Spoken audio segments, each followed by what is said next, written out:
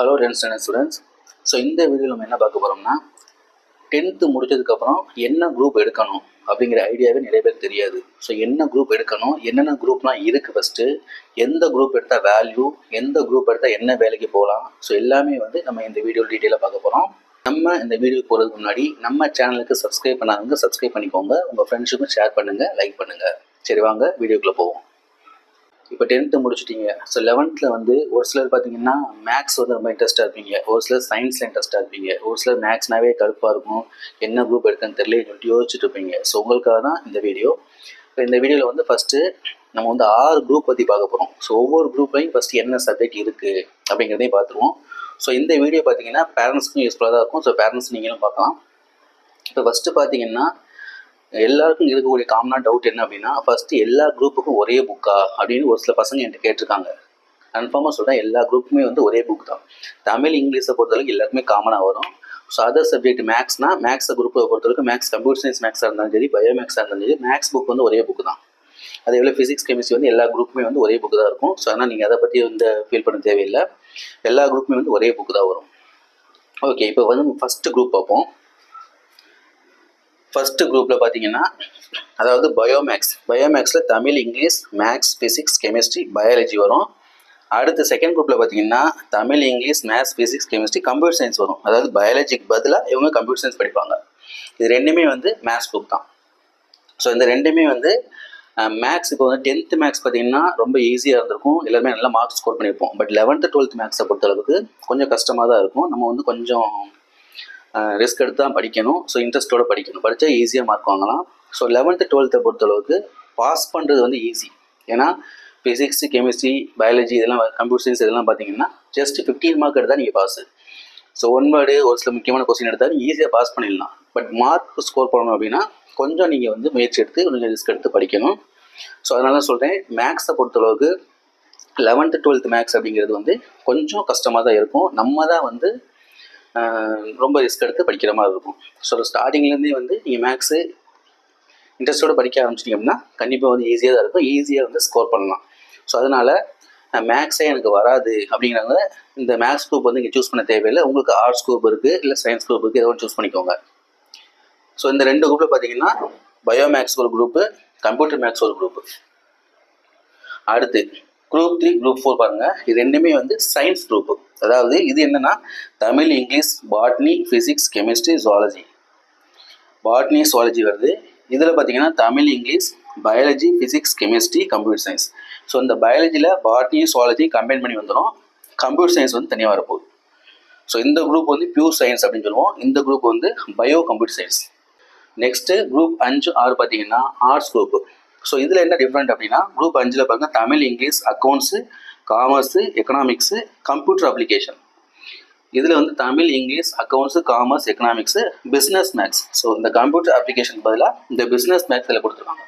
So இந்த ரெண்டு group பார்த்தீங்கன்னா இந்த ஒரு சப்ஜெக்ட் மட்டும் தான் சேஞ்ச் ஆகும். ஸோ இந்த கம்ப்யூட்டர் அப்ளிகேஷன் படிக்கிறதுனால நீங்கள் வந்து பின்னாடி வந்து ஈஸியாக கம்ப்யூட்டர் சைட்லையும் கூட நீங்கள் போய்க்கலாம். ஸோ பிஸ்னஸ் இந்த குரூப்பை பொறுத்தளவுக்கு பேங்க் ஓரியன்டு அந்த மாதிரி ஜாப்லாம் வந்து நீங்கள் போய்க்கலாம். ஸோ உங்களுக்கு வந்து இப்போ இந்த மெயினாக இதான் வந்து ஆக்சுவலாக வந்து நிறையா கொஞ்சம் ஹிஸ்ட்ரி குரூப் இருக்குது, நிறையா குரூப் இருக்குது. ஸோ மெயினான குரூப் பார்த்தீங்கன்னா இந்த 6 குரூப் தான். இந்த 6 குரூப்பில் வந்து உங்களுக்கு எந்த குரூப் எடுத்தால் படிக்க முடியும், உங்களோட எய்ம் என்ன அப்படிங்கிறத பார்த்துக்கிட்டு நீங்கள் வந்து இந்த குரூப்பை வந்து சூஸ் பண்ணுங்கள். இப்போ நீங்கள் வந்து என்ஜினியரிங் சைட் போகணும், இல்லை கம்ப்யூட்டர் சயின்ஸ் அதாவது ஐடி ஃபீல்டு போகணும் அந்த மாதிரி அப்படின்னா நீங்கள் வந்து இந்த குரூப்பை சூஸ் பண்ணலாம்.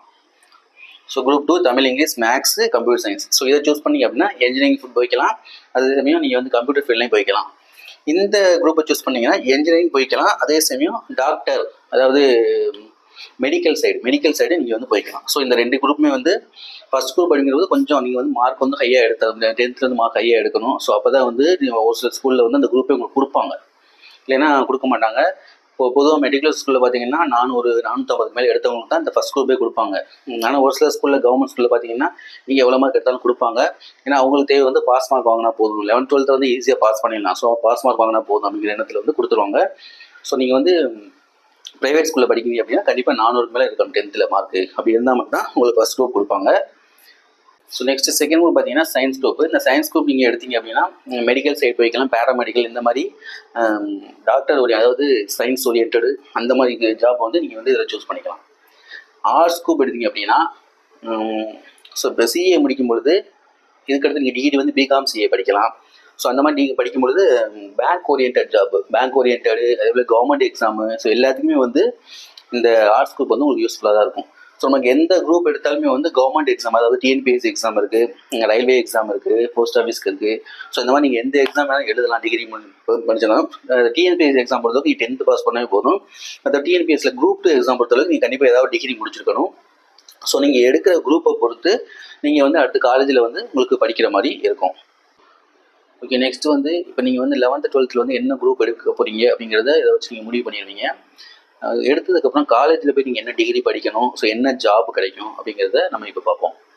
இப்போ ஃபஸ்ட்டு பயோமேக்ஸ். ஸோ பயோமேக்ஸ் நீங்கள் எடுத்தீங்கன்னா எம்பிபிஎஸ், அதாவது டாக்டர், பிடிஎஸ் படிக்கலாம். அதே போல் ஃபார்மசி, நர்சிங், ஸோ இது எல்லாமே வந்து நீங்கள் ஒரு டிகிரியை எடுத்து படிக்கலாம். படிச்சுட்டு அது சம்பந்தமான வேலைக்கு வந்து நீங்கள் போகலாம். ஸோ இதே தான் வந்து குரூப் 3 அது 4. அதே போல் அதில் வந்து பயாலஜி இருக்கு இல்லையா, பாட்னி சுவாலஜி, இதில் தனித்தனியாக படிப்பீங்க. இதில் பயாலஜின்னு ஒன்றா படிக்க போகிறீங்க. ஸோ ரெண்டுமே வந்து சேம் தான். இதில் எக்ஸ்ட்ரா என்ன பெனிஃபிட்னா இன்ஜினியரிங் நீங்கள் போனாலும் போய்க்கலாம் இதில். So engineering. அதே போல் group 2 maths with computer science, அந்த குரூப் எடுத்திங்கன்னா பிஇ பிடெக் படிக்கலாம், பிஎஸ்சி மேக்ஸ் படிக்கலாம், பிஆர்ட் படிக்கலாம். அதே போல் ஐடி ஃபீல்டு, பிஎஸ்சி ஐடி இருக்குது. ஸோ அந்த மாதிரி இது போகலாம். இது முடிச்சிட்டிங்க அப்படின்னா நீங்கள் காலேஜ் முடிச்சதுக்கு, டிகிரி முடிச்சதுக்கப்புறம் ஐடி ஃபீல்டில் வந்து நீங்கள் வேலைக்கு போகலாம். அதே போல் ஏஐடிஎஸ்னு ஒரு கோர்ஸ் இருக்குது, அது நீங்கள் படிக்கலாம். அதாவது ஏஎம்எஸ்னு ஒரு கோர்ஸ் இருக்குது, அது படிக்கலாம். ஸோ இந்த மாதிரி வந்து நிறைய இதை வந்து படிக்கலாம் இது முடிச்சிங்கன்னா. அதுக்கடுத்து இந்த ஆர்ட்ஸ் குரூப் இருக்கு இல்லையா, ஸோ இந்த ஆர்ட்ஸ் குரூப் நீங்கள் எடுத்தீங்க அப்படின்னா எல்லா கவர்மெண்ட் எக்ஸாமு, ஸோ எந்த குரூப் எடுத்தாலும் வந்து கவர்மெண்ட் எக்ஸாம் எழுதலாம். இது மெயினாக ஸோ இவர் சொல்கிறது எல்லா கவர்மெண்ட் டிஎன்பிஎஸ்சி எக்ஸாமுக்கு, ரயில்வே இருக்குது, போஸ்ட் ஆஃபீஸுக்கு எல்லாமே வந்து நீங்கள் எழுதலாம். அதே போல் பிகாம், பிபிஏ இந்த டிகிரிலாம் நீங்கள் படிக்கலாம். லாயருக்கு படிக்கலாம். லிட்ரேச்சர் பிலிட் வந்து தமிழில் இருக்குது, இங்கிலீஷில் இருக்குது. ஸோ அந்த லிட்ரேச்சர் அந்த இதுக்கு படிக்கலாம். இந்த மாதிரி நீங்கள் எடுக்கிற குரூப்பை பொறுத்து பின்னாடி வந்து காலேஜில் வந்து நீங்கள் இதை படிக்கலாம். ஸோ உங்களுக்கு வந்து லைஃப்பில் வந்து உங்களோட எய்ம் என்ன அப்படிங்கிறத ஃபஸ்ட்டு முடிவு பண்ணிக்கோங்க. முடிவு பண்ணிவிட்டு அதுக்கு தகுந்த மாதிரி நீங்கள் வந்து குரூப் எடுக்கணும்.